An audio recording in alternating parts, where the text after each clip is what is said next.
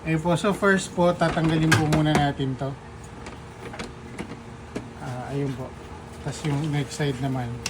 Tapos remove nyo po yung dalawang screw. Ayun po. Pag na-remove nyo na po yung screw, angat nyo lang po to ang cover. Tapos open po natin to. Pwede nyo pong gamitan ng flat. Pwede rin kamay. Ayun po. Ayan po, pag naangat nyo na po ito, kailangan lang po tanggalin yung dalawang flex cable doon.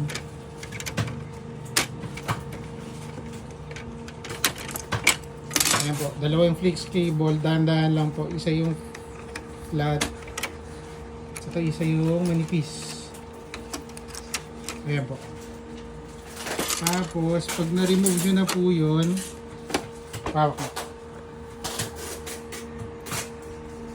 pag na-remove nyo na po yun, ayan, may aangat na po ito. Pag naangat nyo po ito, push nyo lang po itong side nito. Ayan po, mas matatanggal na. Ayan po, tapos reverse lang po. Ibalik nyo lang ulit so paano nyo tinanggal.